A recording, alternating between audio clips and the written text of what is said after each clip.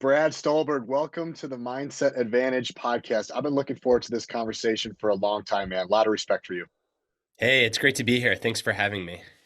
Yeah, you sent me a advanced copy of your brand new book titled Master of Change: How to Excel When Everything is Changing, Including You. And as a guy that I would consider myself to be not so good with change, especially a few years ago, this landed at a perfect time. And it's something that I've never truly read a book on how to deal with change. And I was so excited to get into it. And man, it is a phenomenal read. I don't just say that. I read a lot of books, man, but you did such a phenomenal job with this, from the storytelling to the content. It's phenomenal. I'm curious, first, to start us off, why this book and why right now, Brad? Yeah, why this book? Just change is so ubiquitous for all of us, and me included.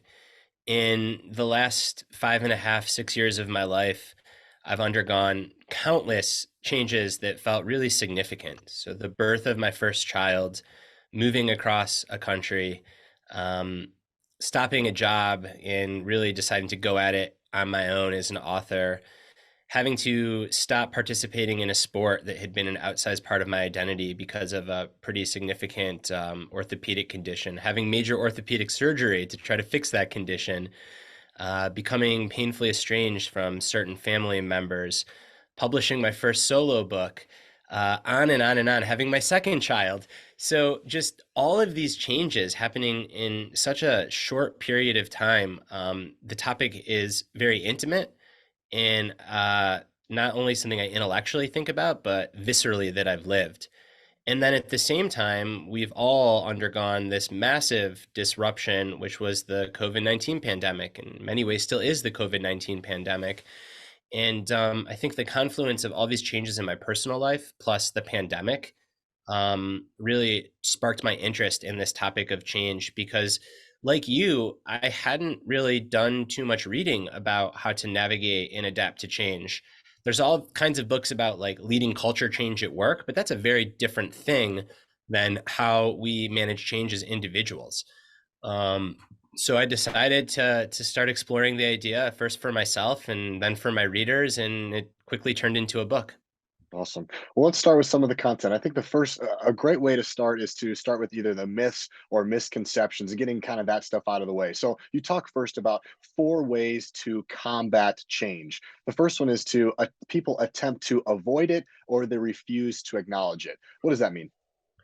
Yeah, this is just almost like pretending that change isn't happening or doesn't exist. So it's essentially burying your head in the sand or selectively paying attention to things that you want and not seeing when things are changing.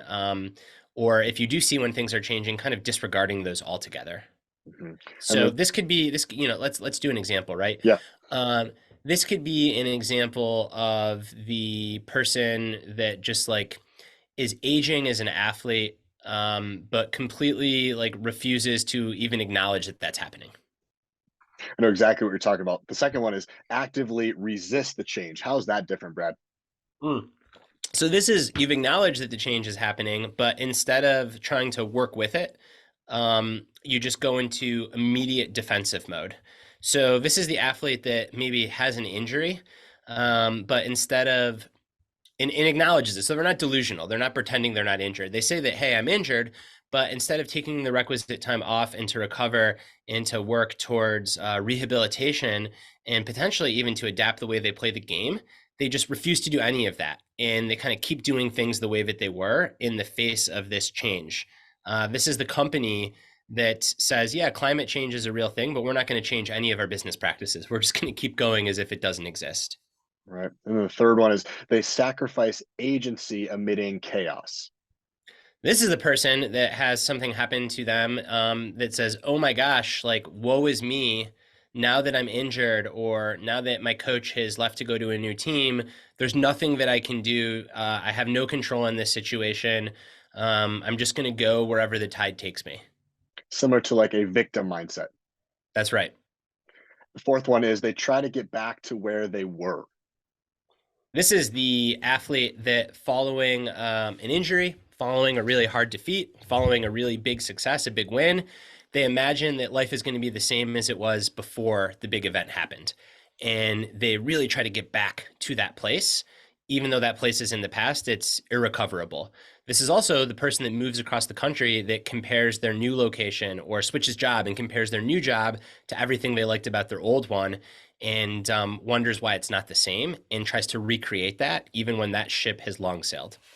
Yeah, I imagine the person that's always thinking their best days are behind them rather than the best days could be or will be ahead of them. They're always kind of living in the past. Yeah, or trying to recreate it. I think Mm, that's the other thing that's really important. Or comparing your present following a big life event to what your past was, and very similar to like denial, but just trying to get back to where you were and not acknowledging that, hey, like the environment has changed, or I've changed myself, you've changed, the team has changed, whatever it might be. mhm. Okay, so a great place to start. So, four ways that people combat change: they attempt to avoid it, they actively resist it, they sacrifice agency amidst the chaos, and they try to get back to where they were. So, now that we got that out of the way, let's get into some of the great content that you have, man. The premise of the book is about rugged flexibility. This was such a great, I love the two words together that kind of make you go, what? How do those two go together? Talk to me about what is rugged flexibility? What does it look like? And then maybe also, what doesn't it look like? All right, rugged flexibility. It is the core central concept in the book. And yeah, these words don't normally go together because we tend to think very this or that. So you're either rugged or you're flexible. You're either strong and robust and perhaps even a little rigid, or you're supple, you're soft, you bend without breaking. And when I went into the research and I did reporting on individuals and organizations and teams that navigate change really well, what I found is that they're not rugged or flexible, they're rugged and flexible. So, rugged flexibility is an anti fragility that allows you to endure and persist throughout all the change that is inevitable in even the most average human existence. How does this work? Well, in between the extremes of sacrificing all agency, like you said, but also over controlling or trying to fix or try to problem solve everything away, there's this middle ground where we can be really rugged and focus on what we can control and take action and try to shape the outcome as we want. But then we also need to be flexible and we need to let go of a lot too and realize the limits of fixing and problem solving and agency. And this flies in the face of this or that. You know, I'm either a superhero or a victim. I'm either rugged or flexible. It's either individual responsibility or the system. And in so many instances, nearly all of them, it's a bit of both. So rugged flexibility tries to kind of eviscerate this very dualistic linear thinking and say, hey, change is complex. And in order to navigate it, we can't be this or that. We need to be both and. We need to be both rugged and flexible. Something you and I both agree with and live by is the power of routines. And you talk in your book about if there is a line of stability and chaos, you'd be 1 millimeter away from stability. I read that and I said to my wife, I was like, man, this is me. This is so true. And so I'm thinking about guys like you and me. What's the advice out there to be more ruggedly flexible when you love your routine and this is the way you do things and you're used to every hour doing this, but now you got a child on the way, you got these other things. What's the advice for people that you and me, where we're on the side of we crave stability, we crave routine? I think that it comes down into how the conventional wisdom on change is so misguided because the conventional wisdom says that stability and change are polar opposites. You're either stable or you're in a process of change. This roots in the homeostasis, a scientific term that describes change as a disruption to stability and therefore a bad thing. Um, More recently, though, the research community has kind of thrown out homeostasis largely, and at least said it's very narrowly applied. And they've replaced it with a much more accurate model for change, which is called allostasis, which says that the way to be stable is by changing. So you can be stable through change. It's a double meaning, right? You're stable through change, through changing. So I think the first thing for people that really crave stability and routine is to realize that stability isn't opposed to change. Stability is complementary to change. We can be stable through change, but that requires flexibility. So that's the first thing. The second thing I'd say is to know your non negotiable rugged values. These are the things that you really believe in, that you stand for. They're portable. You can take them with you wherever you go. Things like family, things like health, creativity, kindness, wisdom, compassion, discipline, reputation, responsibility. You know, it's going to look different for everyone, but we all have these values that really make us who we are. And to me, that is our source of ruggedness. But how we apply those values, we have to be so flexible with over time as we change and as the world around us changes. So our values are like the safe kind of anchor that we can always lean on to help us navigate uncertainty, but we cannot be rigid with how we apply those values. We have to be really flexible. So, health, that is very different than saying I'm a power lifter or I'm a runner. Because if you're a power lifter and then you get injured, well, you're not a power lifter. So then who are you? If you're a runner and you have, your first kid and time to train at the level you want goes away, well, then who are you? Whereas if you say what I value is health, that's my rugged value, but I can be really flexible in how I apply it. And sometimes it might look like training really hard, but other times it might look like just a daily walk. And giving yourself that flexibility is so important to navigating change over time. You talk in that chapter too about expecting it to be hard. Is the expectancy to be hard that it's going to be hard to become flexible? What do you mean by expect it to be hard, Brad? I mean, expect change to be hard. So the new model of change, allostasis, right? If homeostasis describes change as order, disorder, order, allostasis describes change as order, disorder, reorder. But you still got to go through disorder to get to reorder. So you're going to end up somewhere new, but it is going to take going through a period where things are uncomfortable. And uncomfortable, not always in a bad way. Yes, they're uncomfortable after a divorce or after a big failure, but they're also uncomfortable after the birth of a child or a marriage or a big win. Our nervous system doesn't really differentiate as much as we think in terms of good or bad change. It just sees change as a shock to stability, to the system. So we have to expect that any change is going to be hard. And the reason it's so important is our brain operates like a prediction machine. It's constantly trying to predict what will happen next. And if those predictions are off, we feel like crap. But if those predictions are accurate, or if when they are off, we quickly update them to match our reality, not only do we feel better, but we do better and we set ourselves up to take really productive action. So the shorthand equation that I love is that your mood at any given point in time, how you feel at any given point in time, is by and large a function of your reality minus your expectations. So if your expectations are way off from your reality, you're going to feel distress. Now, this doesn't mean you should be a Debbie Downer or always have low expectations. It simply means you should have accurate expectations. And when the environment shifts, you need to shift your expectations. So let's get really concrete and let's use an oversimplified example. We'll use two. We'll use one of an athlete and then one of a new parent. So imagine that there is an athlete that was a power lifter. I'm going to go with a sport that I know a little bit about. And they're new to the sport and they're bench pressing, they're bouncing the bar off their chest. And when they bounce the bar off their chest, they can press 315, no problem. Then they get a coach that says, actually, you kind of have to pause and hold it on your chest to do this lift technically correct. And if that person expects that they're going to be able to immediately perform like they were, they're going to be so miserable. They're going to judge themselves. They're going to say, why have I regressed? I'm no good at this, so on and so forth. But if that person quickly updates their expectation and says, hey, I'm going to have to go way down in weight because this is a new skill, this is a change to my body, it's going to take time to learn and gain that strength, they'll fare much better.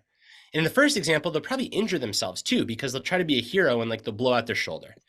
Let's take the new parent that is expecting, they've heard some horror stories, but they say, hey, I think I'll be able to sleep 5 hours a night. I'm used to getting 8, but my guess is my kid will give me 5. And then you get a kid that's up every 45 minutes. This was my first son. And if you don't update your expectations for that reality, you are going to resent your kid, your partner, the universe, instead of being able to say man, I was expecting to get more sleep. I'm not. This is what's happening right now. This sucks. I don't have to like it, but this is my reality. So the more that we can quickly and accurately update our expectations to match our reality, the better we feel and the better we do. That's awesome, man. I love it. We're expecting our first child in February, so all this stuff you're speaking right to me. Congratulations. It's a big change. Thank you. Yes, yeah, that's one reason why I love this book so much. It's so fitting. So it seems like so I know expectations drive behavior, drive a lot of your thinking. That makes total sense.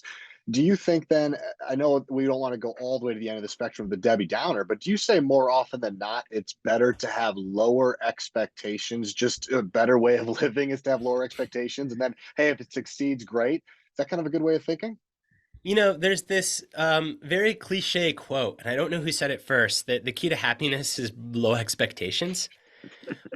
But there's actually a lot of research that shows that there's some truth in that. Sure. So when cross-cultural researchers look at citizens of countries that score really high on various happiness markers, they tend to find that they're in the Nordic countries. And the reason for this is Nordic people tend to have really low expectations. Dark winter, maybe we're going to be invaded. And as a result, they're really happy. So I don't want to go as far as to say that it is good to have low expectations, because I think a part of what drives excellence in personal potential achievement is to expect a lot out of yourselves and to push hard. However, I think that when it comes to our emotions and how we'll feel, I think it is very important to expect that things are not always going to feel great, that we are going to face pain and suffering in times of sadness and apathy, and that we don't always need to be happy and motivated. So I think in terms of expectations for yourself and what you want to do and how you want to live, I would keep those high, but I would also expect to experience a wide range of feelings. And particularly when a big life change is coming, either good or bad, I would expect it to be hard. Because then you can be pleasantly surprised if it's not. It's like a marathon runner. The best advice to give to any distance athlete is expect the end of the race to be fucking terrible. Because then when you get there, if it is, it's no big deal. You're not surprised. You're prepared. If you get to mile 20 and it doesn't feel terrible, well, then you're in for a great day and a pleasant surprise. Whereas if you expect mile 20 to feel easy, you are going to quit when you get to mile 20 because it's going to be so hard, or you'll freak out. That's great stuff. I think another part, I'm thinking of the people who are resistant to change, Brad. Where do these people fall? Where they're resistant because they're just uncertain about what's going to happen next. They're not really opposed to it, but hey, I'm resistant to it because I don't know what it's going to look like. This new job, this new child, I it's uncertainty has got to be a big part. Where does that fit in? And what's the advice to those people? Because I think we're still in that mindset category. That's right. So I think part of the uncertainty is to be kind to yourself and to be okay with that. Of course, uncertainty is often uncomfortable, and there's nothing wrong with that. I think a big part of the problem is so often back to expectations. We think that we should just be bulletproof, and if we feel any uncertainty, therefore something's wrong with us. When in fact, if you feel uncertainty, that's like a sign of growth. That means that you're putting yourself in the arena. You're doing something that's making you uncomfortable. There's nothing wrong with feeling apprehensive or uncertain. So some of it is just like getting rid of the self judgment that comes with that. And then the other thing that I would say is this term tragic optimism, especially for negative changes. It was first coined by Viktor Frankl. And Frankl says that it is inevitable that we as humans will face tragedy throughout our life. And he gave three reasons for this. The first is that we're made of flesh and bone, and inherently we will experience some kind of physical pain. No one gets out of this life without going through at least one period of physical pain. Number two, we're the only species that can make forward-looking plans and execute on them. And as a result, we're going to be frustrated because our plans don't always work out.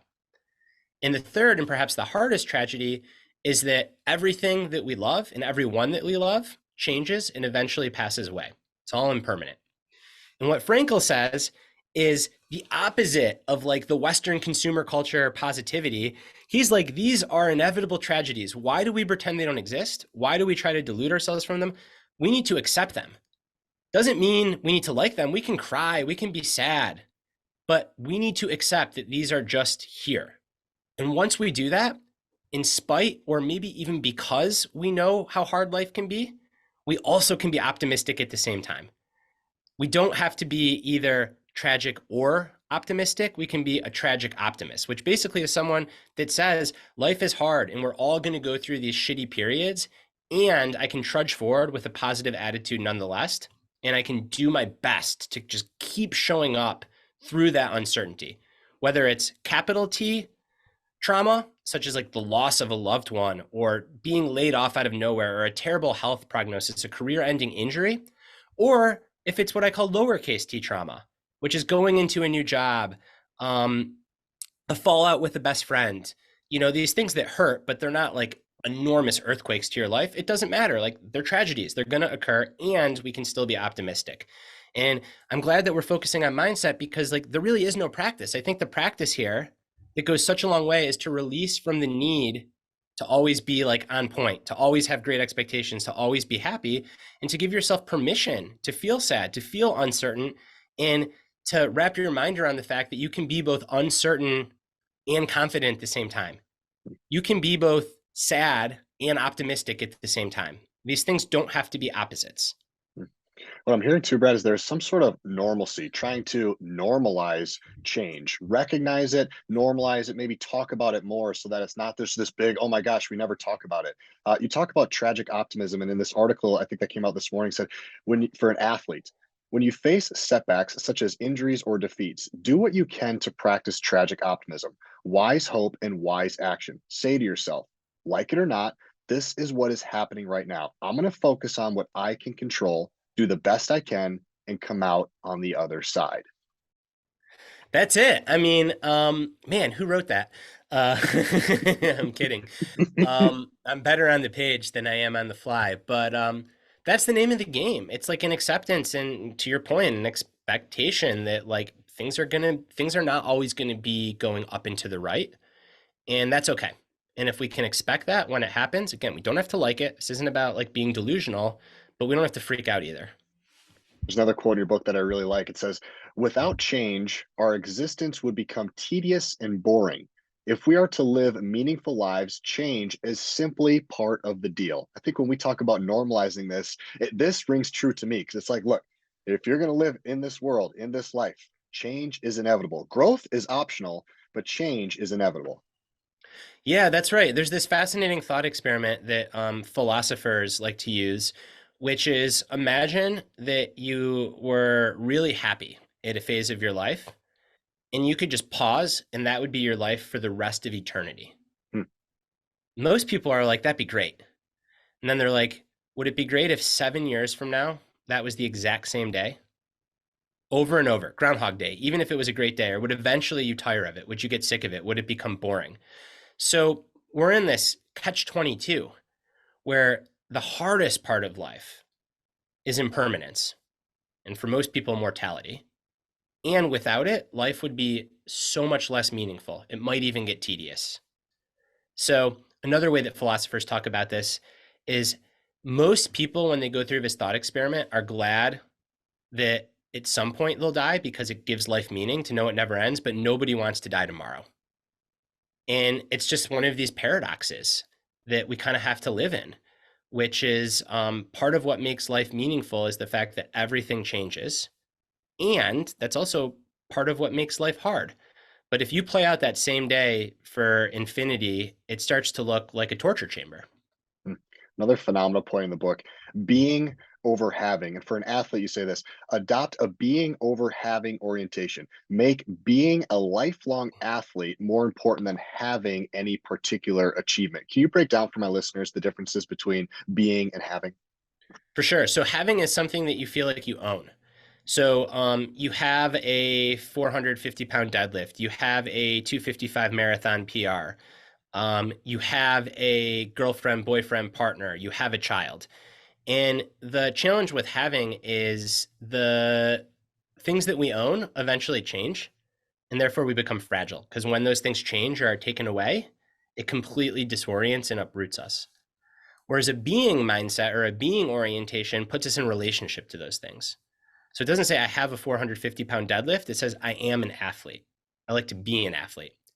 It doesn't say I have a partner. It says I am in love. It doesn't say I have a child. It says I am a parent. I'm in a relationship with my child. And when we can shift from having to being, we become less fragile to change because our relationship with the important things in our life isn't latched on to like this one component. It's much more flexible over time. I think, for athletes, the easiest way to think of this is like, do not define yourself by any specific skill or PR or PB. And I would argue for like true happiness over the long haul is don't even define yourself by any single sport. Define yourself as an athlete because you can always be an athlete. You can be an athlete at 98 in the YMCA window room, barely raising your arms and getting in and out of the chair. But if you define yourself as I have this performance, well, eventually you're not because aging comes for every single athlete. Injury comes for every single athlete. So the more that you can identify with being an athlete versus having any particular success, the happier and more fulfilled you'll be over time. And how true, we've seen it time and time again now, where now athletes' lives are even more public than ever, that when they get out of the limelight, shit can hit the fan, man. I mean, it's suicide rates are up like crazy. They don't know what to do. They're losing money. The identity piece is so crucial. I have one more quote here from, this was How to Master Change as a Parent. Diversify your sense of self beyond simply being a parent. I get it. Parenting can be all consuming. Being a parent can be a huge part of your identity, but it should be the whole thing. Maintain other parts of your life that make you who you are. So there's a consistent theme here. It's not just parents and athletes, or it can be both. That it's everybody that there's trying to find identity outside of maybe where you spend the majority of your time. This can be tough for people, though, can't it, Brad? Yeah, it's really tough. The metaphor that I like to use is you want your identity to be like a big house with multiple rooms. Because if you only have one room in your house and that one room floods, you're in big trouble. It's going to be really discombobulating. Whereas if you have multiple rooms in your house, you can go seek refuge in those other rooms. The story that I tell in the book to illustrate this point is that of the speed skater Niels van der Poel. He won the gold medal in the 10K and the 5K in the 2022 Winter Olympic Games, and he also set the world record. He crushed the world record by over 10 seconds. So, like, he is by far the best long course speed skater to ever set foot on this planet. And prior to the games, van der Poel felt like he was underperforming prior to the buildup to his training cycle for the games. And he identified that fear was holding him back. He was skating with a lot of fear. So he asked himself, why am I feeling all this fear? And his answer was that his entire identity was as a speed skater. He had no sense of self, no sense of self worth, no sense of self confidence, no sense of meaning in his life outside of being a speed skater. And that's a huge weight to carry on your shoulders every time you step into the arena. And van der Poel decided that he was going to do something pretty unheard of for a world class athlete, which is he was going to take a normal weekend. So he says, I got friends that are in finance, that are accountants, whatever. They go out, they get beers, they go hiking, they eat pizza, they go bowling, they read books. I'm going to do that. I'm going to have other sources of meaning in my life. I'm going to diversify my sense of self. So van der Poel, from Friday night to Monday morning, lived more or less like a normal person. And again, your athlete listeners will know this. For an Olympic caliber athlete, that's crazy. He wasn't getting cupping or massage or dry needling. He wasn't sitting in Normatec recovery boots all weekend. He was just being a normal dude. And as a result, he started to diversify his sense of self. He became a community member, a friend, someone that liked books, someone that enjoyed going out to dinner. He was no longer just a speed skater. There was more to Niels van der Poel than speed skating.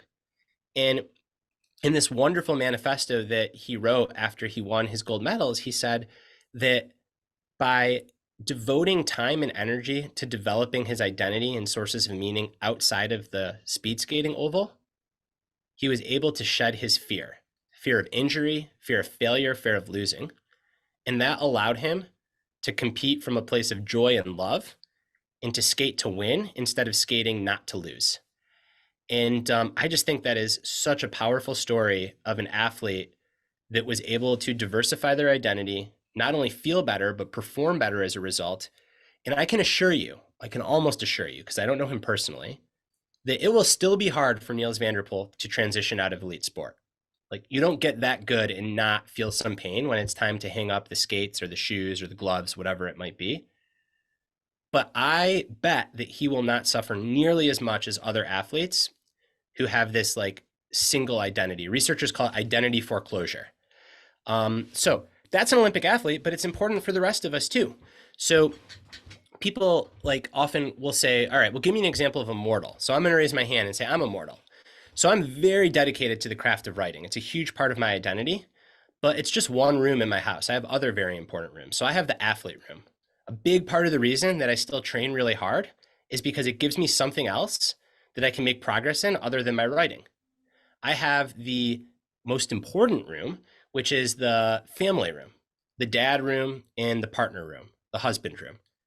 And then I also have the community room, the neighbor room. I have the person that loves German Shepherd's room. That's a smaller one, but it's still in my house.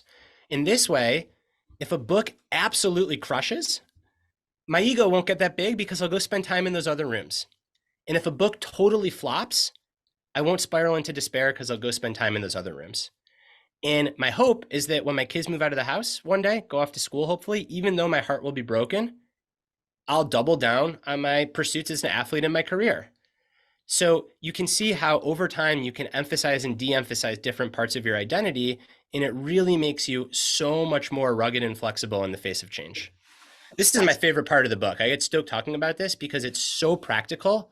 And like, at least for me, when I came across this research, it's like, of course, but then you look out in the world and you see how many people fall for this trap. And like you said, it's the athlete in retirement, it's the entrepreneur in retirement, it's the creative who their whole identity is the outcome of their work and they ride this crazy roller coaster of highs and low. It's the parent who, when their kids leave the house, they find that they don't really even know their partner, so they get a divorce and they feel empty. I mean, we do this so often, and not for any reason other than it's just a default pattern that people fall into. But there's an alternative way. Think some of it falls back into just the common, small talk. Hey, what's your name and what do you do? And we say this one answer of I am a writer, I am an athlete, and we kind of define ourselves into one role. Another metaphor that I think displays it so well in your book, you say, like water, a fluid sense of self can go in and fill any space, but it can also flow out of that space when necessary, changing shape without changing form. So I see it that way too. Of like we got these different cups and the water's moving in and out, and one cup can be full while others low. But depending on your season of life, things are going to change constantly. That's it. And I've been really fortunate to get to spend a lot of time with truly world class performers because, let me give you the context. The common retort, and I'm just going to preempt it because some listeners might have it, is like, that's great, but, Niels van der Poel is only one story. Like, don't you have to be obsessed to be great? And there are two broad buckets of people that achieve greatness. One, they only have one element of their identity, and it's the thing they do. And these people are great. They can be great at that thing. They also tend to be miserable assholes. There are other people who are equally as good at what they do, who do diversify, who do have other sources of meaning in their life, and they tend to be much more happy, fulfilled, and more pleasant people to be around. So there are these two paths. And the research shows, not just me, but they have an equal probability of like ending in success, but only one path has a probability of ending in catastrophic failure, and that is the singular identity. So I can give you three examples from three different domains Please do. to make this really clear. Lance Armstrong, entire identity was as a cyclist. When he wasn't performing at his best, what's he going to do? Like your whole identity is at stake. So he doped, he cheated, he brought a lot of people down with him. Elizabeth Holmes, Theranos, her whole identity was as a successful entrepreneur. What happened when her company ran up against a wall? She cheated, she engaged in fraud. Jeff Skilling, CEO of Enron, his entire identity was as the executive Enron. What happened when their quarterly report wasn't good? He cheated, he engaged in fraud. So we tend to have these spectacular blowups when one thing becomes all that we have, because then when that thing changes, we do anything, even if it means engaging in unethical behavior to save it. Whereas if we can have these other rooms, we can really weather those storms and still find meaning in our life. Hmm. I think another athlete that fits in this, you talk about Roger Federer. Why don't you tell that story? That's a great story. Yeah, I love Roger Federer. Roger Federer, if you've been living under a rock for the last 30 years, he's one of the best tennis players to ever play the game. But he's also really stands out because the longevity of his career. So Federer was dominant into his late 30s, and Federer really changed tennis. Now players think they can have older careers, but before Federer, like you would peak in your late 20s, maybe if you're lucky, 31, 32 in tennis. And Federer was like that. So he dominated the sport, and then he hit 33. And again, pre Roger Federer times, you're a dinosaur at 33. And his performance really started to tank. He suffered a slew of injuries, and he was forced to drop out of so many tournaments that in the past he would have won with his eyes closed. And a lot of spectators and commentators and even his fellow competitors said, age is finally catching up to Roger. Hmm. And between 33 and 36, Federer didn't really perform well. But what he was doing during that time period is he was evolving. He was being very flexible. He was learning a new one hand backhand that would slow down the ball. He was learning how to play at the net better so that he could shorten points. He shifted his racket, which is like sacrilegious. He gave up the racket that he had used for the last 2 decades to make him the best in the world for a brand new racket that younger kids were using. Embrace the new technology of the racket. So 36 and a half, Federer makes these adjustments to his game. What happens? He wins 2 Grand Slam tournaments, 2 majors. He's ranked number 2 in the world. He has the best winning percentage of his career, one of the best seasons of his career. And I think he's another really profound example of rugged flexibility. What was rugged about Federer? His values. Federer was a tennis player. He was an athlete. He valued competition and he valued excellence. How he applied those values shifted. He didn't value a powerful two-handed backhand. He didn't value playing at the baseline. He didn't value his old racket. So because he identified with these rugged values that were so much more broader, they were being terms, not having terms, he was able to be really flexible in how he practiced them, which is what allowed him to evolve and to continue to dominate the sport at an age when so many people would be watching from the couch. So what I'm hearing is that rugged flexibility and having a proper identity has a very direct correlate with your longevity, how long you're able to do things, whether it's at a high level in sport or, you know what, Brad, I'm having a lot of conversations about your book recently, and I'm surrounded by a lot of teachers. My mom's a teacher, and some people at the gym are teachers, and feedback I hear is that older teachers are very resistant to change. It's always the old teacher, right? But the new teachers, they're all in with the new times, and they're all down to do this new changing stuff. But as you get older in your career, they become more resistant to it. I'm curious, what are your thoughts on that? As far as like the deeper you get into your career, you get a little bit more stubborn, and this is my way, and this is the way I want to do it, from a teacher aspect, or maybe it's a coach. I think that it depends on the situation. And we do, as we get older, we do tend to get a little bit more rigid. I think the best way around that is just to surround yourself with young people. So as I get older, I always, people say don't be the smartest person in the room. And I think that's true, but you never want to be the oldest person in the room either. Touche. And I think surrounding yourself with young people, even if you don't always agree with them, it helps keep you young and open-minded. However, I think that there's a point where some people are really late in their career and they might just say it's not worth the effort to change. That's okay. Like that's a choice that they're making, but it doesn't have to be the default choice. Got it.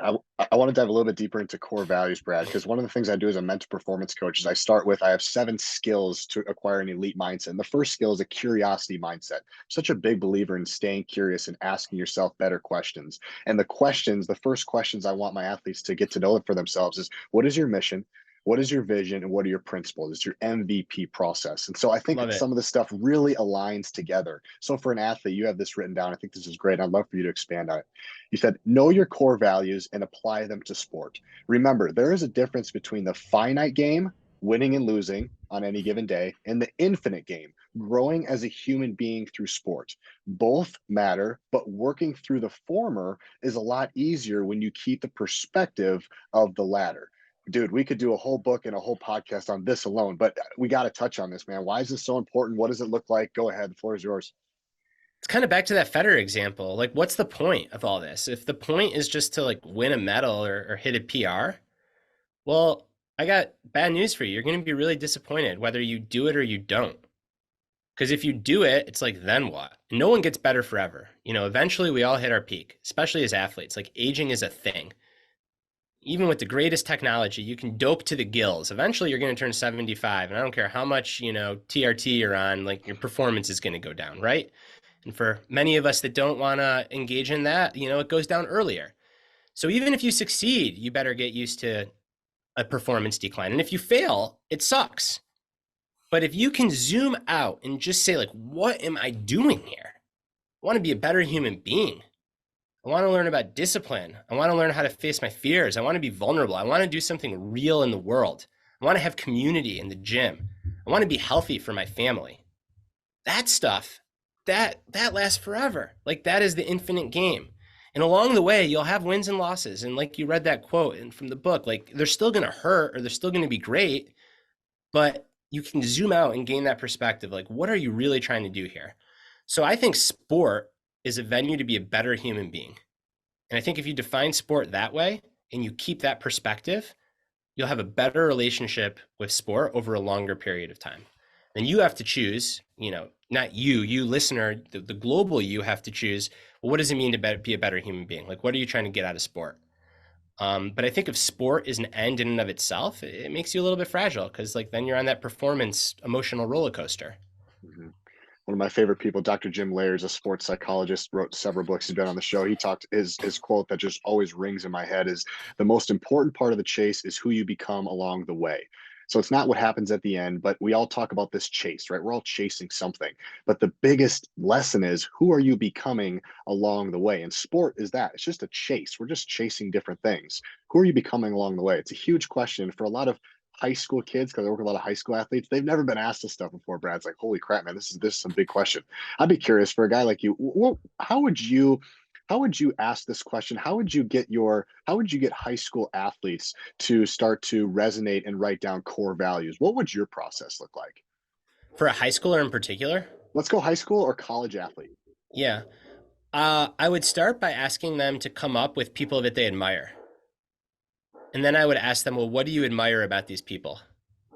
And that's a really good inroad to values that you might hold. I would also ask them, hey, imagine you're like 45 years down the road. Look back at current you, like older, wiser you. What would older, wiser you be proud of? That's a good way to get into values. Another way that is somewhat popular, and I think for good reason, it's effective, is to like imagine that you died and like what's on your tombstone. That's your values. Those are the things you value. And then for the athlete, the question is, all right, how can you get that out of sport? How can you practice those values and develop those values and to mature into those values in sport? And then the other thing I think, especially in today's day and age, that's really important about sport, and it's a huge benefit, I think, for so many people, and certainly me personally, I can only speak to my personal experience, is it's just a real thing in the world. Like it keeps you down to earth. As our world increasingly gets in like new technologies, all the changes, some good, some bad, some neutral. Uh, Zooms, email, follower counts, all this subjective stuff, what people think of you, what people think of your work. The barbell doesn't think a thing of you. The time on the stopwatch or at the back end of the pool doesn't care. It's not interested in your politics. It's not interested in office politics. It is just concrete. It is objective. And I think, in my world of like writing in words and more intellectual, one of the best benefits of sports is like it keeps me like it's literally in my case, because I lift, it's like a gravitational force. Like it reminds me that like man, like you got to do something real in the world. Touch grass. The barbell doesn't care, and I'm talking predominantly strength because I'm a strength athlete. But it's if you're a runner, the stopwatch doesn't care. If you're a swimmer, it doesn't care. So there's something really real about sport, and then there's also something in a time when there's so much polarization that sport can just help like bring to bear our common humanity. Um, and I think that, when you are engaging in pursuing an athletic goal, whether it's on a team or it's an individual goal, but you're training with other people, even if you're not training with them formally, you just show up to the same gym. There's just something about pushing your body in that very objective way that is so objective and humanizing. So I think that for everyone, a big benefit of being a lifelong athlete are those two things. Like you're doing something real in the world, which is really humbling, and you're hopefully connecting with people on a very human level that you wouldn't otherwise necessarily connect with. In this chapter about identity, you also talk about develop rugged and flexible boundaries. Can you elaborate on the boundary piece? Yeah, so the boundaries I think really are like the core values. You read that quote about the river and the water flowing in and around and through. And I think like one way to very poetically think about identity is it's like a river. It's like this process of becoming. And there's this famous Heraclitus quote, you can't step into the same river twice. And that's true of us. Like we're never the same person as we were. We're always changing. But when you look at a river, it's there. Like you can say that's a river. I can say that's DJ. So there's also like some boundary to it. There's some constraint.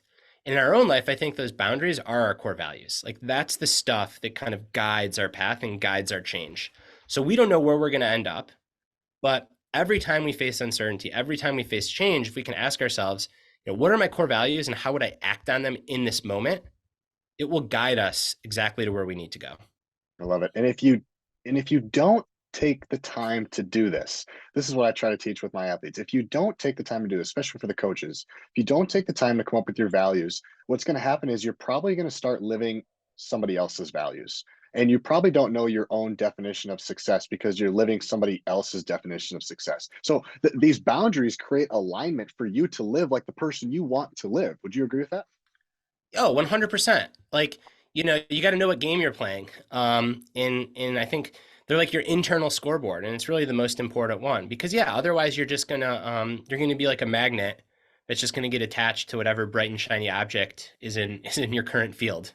Right. Your internal scoreboard. I like that. I might steal that from you. Okay. So we have the mindset piece, we have the identity piece.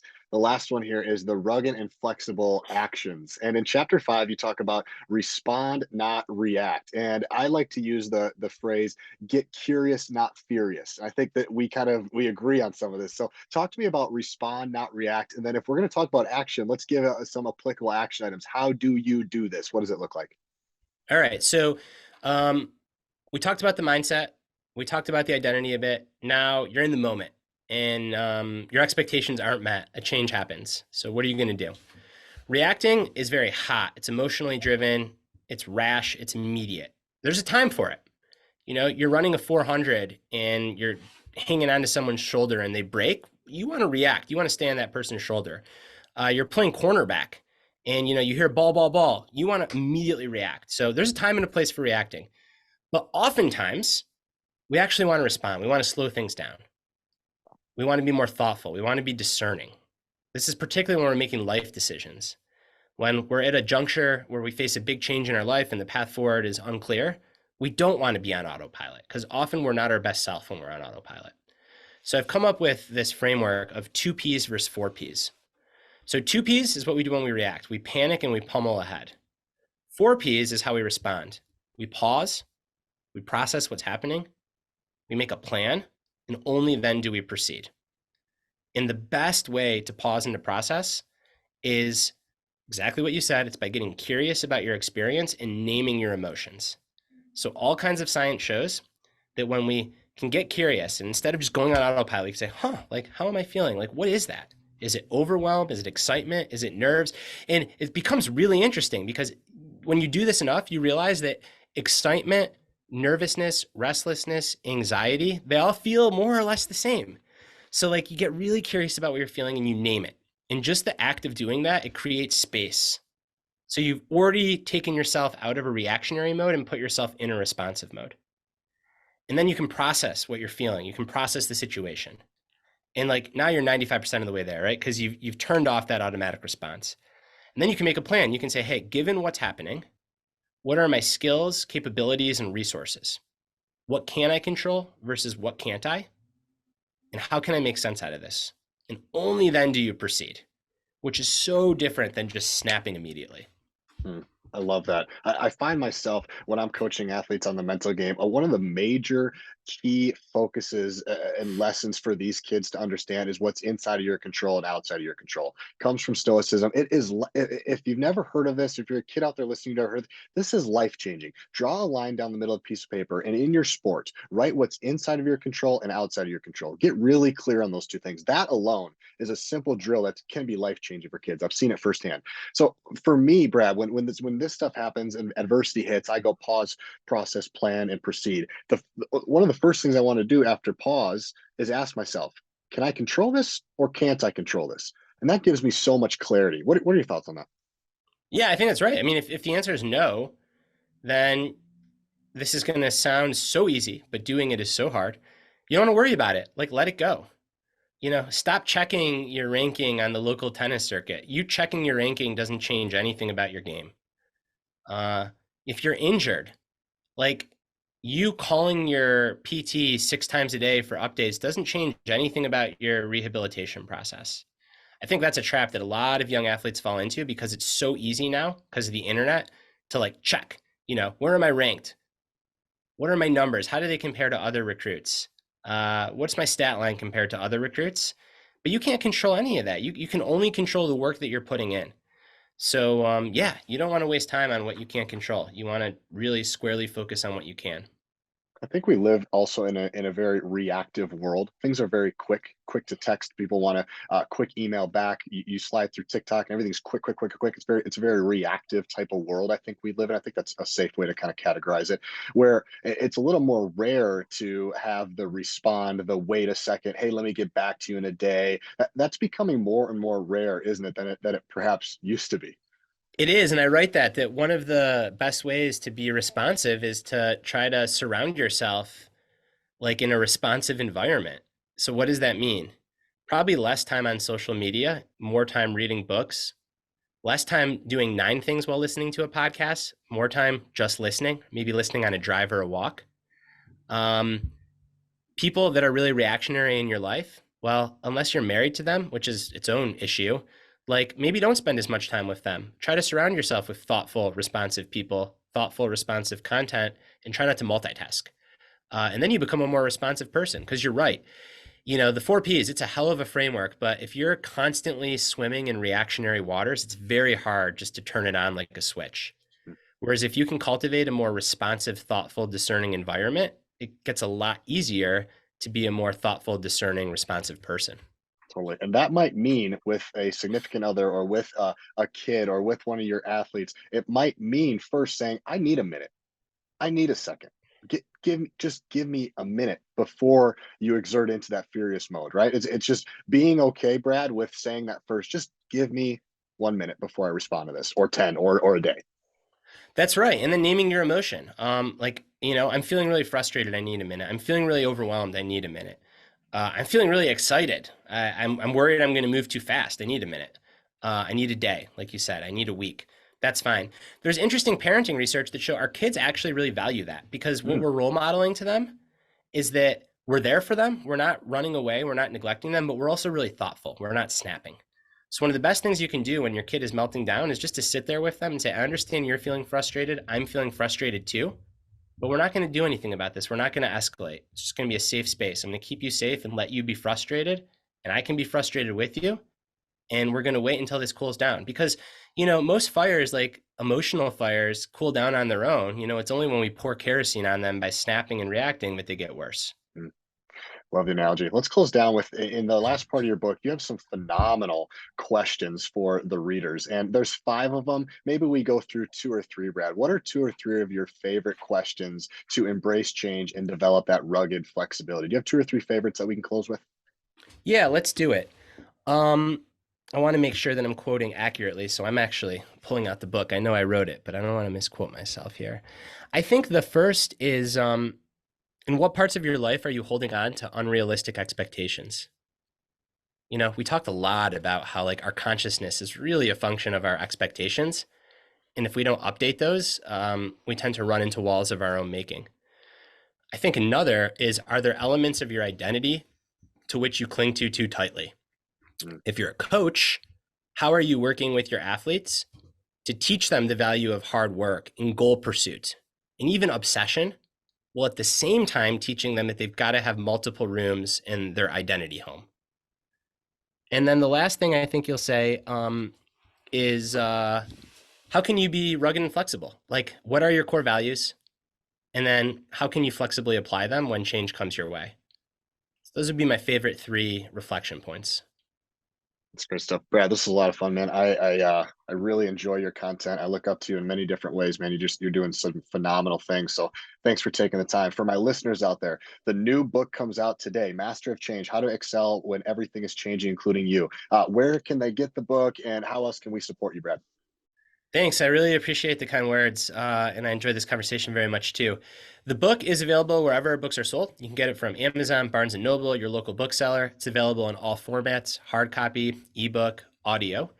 And the best way to support my work is to read the book, to share it, to share this conversation, to wrestle with these topics. I love writing. As I said earlier, I view myself as a craftsperson. Writing is my craft. But I also see my primary job is to introduce these ideas into your community, your local community, so you can discuss them, you can wrestle with them, you can make them your own. So read the book, share the book, discuss the book. And for those of you that are Instagram, Brad, I truly believe you have the best Instagram page there is out there, man. It's just full of wisdom every single day. What's your handle? How can people follow you? And what can they expect by following you on that platform as well?